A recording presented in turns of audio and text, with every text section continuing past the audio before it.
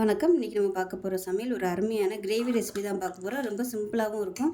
இட்லி, தோசை, பூரி, சப்பாத்தி, சாதம் எல்லாத்துக்குமே இந்த ஒரு கிரேவி தொட்டு சாப்பிட்லாம். சூப்பராக இருக்கும். வாங்க அதை எப்படி செய்யலாங்கிறத பார்க்கலாம்.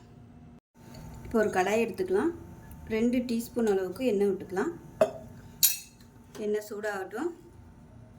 1.5 டேபிள் ஸ்பூன் வர கொத்தமல்லி, 1/2 டேபிள் ஸ்பூன் சோம்பு, 1/2 டேபிள் ஸ்பூன் மிளகு, 1 டேபிள் ஸ்பூன் வெள்ளை எள்ளு, சும்மா ஒரு உடைச்ச முந்திரி பருப்பு வந்து ஒரு 10 எடுத்திருக்கேன், ஒரு பட்டை, 2 கிராம்பு, 2 ஏலக்காய். இது எல்லாத்தையுமே இப்போ நம்ம நல்லா வறுத்துக்க போகிறோம். இப்போ நல்லா வறுபட்டுருச்சு. ஒரு 3 டேபிள் ஸ்பூன் அளவுக்கு துருவன தேங்காய் சேர்த்துக்கலாம். எள்ளு வந்து வெடிக்கும், அதனால் கொஞ்சம் தட்டு வச்சு மூடி வச்சுக்கோங்க, இல்லைன்னா எல்லா இடமுமே தெறிக்க ஆரம்பிச்சிடும். இப்போ இந்த தேங்காயை நல்லா வறுத்துக்கலாம்.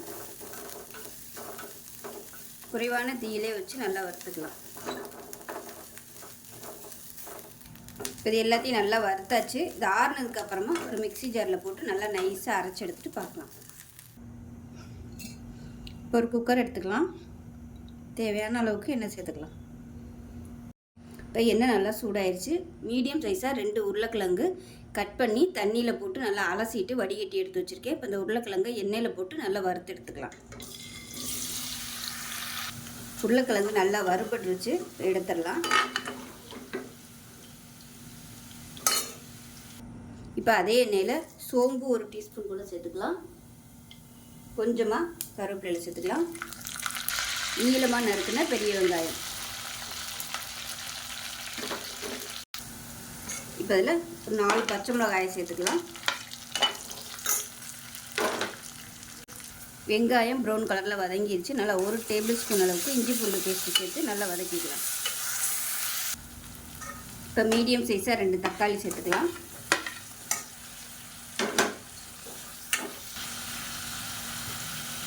இப்போ அதில் 1/4 டீஸ்பூன் மஞ்சள்தூள், கொஞ்சமாக உப்பு சேர்த்துக்கலாம்.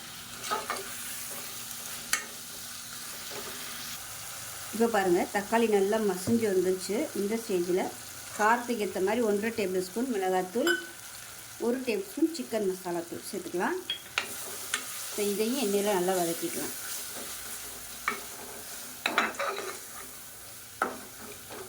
மஞ்சத்தூள் ஏற்கனவே போட்டிருக்கேன்.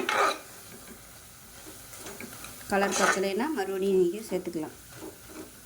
எண்ணெயில் நல்லா பரட்டியாச்சு. இப்போ 1/4 கப் அளவுக்கு தயிர் சேர்த்துக்கலாம். டேபிள் ஸ்பூனில் சொல்கிறதுனா ஒரு 3 டேபிள் ஸ்பூன் வரும். இப்போ இதையும் நல்லா வதக்கிக்கலாம். எண்ணெய் பிரியட்டும்.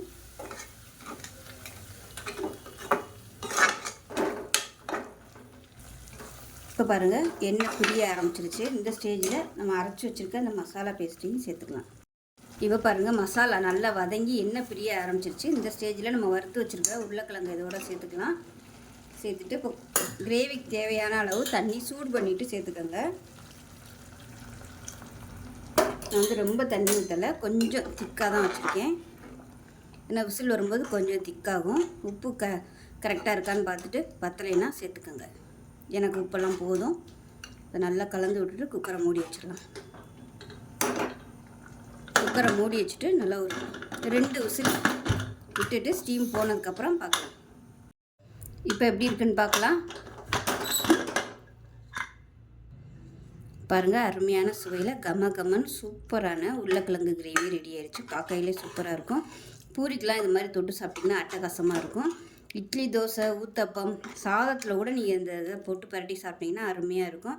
இட்லிக்கெலாம் தொட்டு சாப்பிடும்போது சூப்பராக இருக்கும். ஸோ செஞ்சு பாருங்கள். செஞ்சு பார்த்துட்டு எப்படி இருந்துச்சுங்கிறதா சொல்லுங்கள். வீடியோ பிடிச்சிச்சின்னா லைக் பண்ணுங்கள், கமெண்ட் பண்ணுங்கள். சேனலை சப்ஸ்கிரைப் பண்ணுங்கள். பக்கத்தில் பெல் பட்டனையும் ப்ரெஸ் பண்ணுங்கள். நன்றி.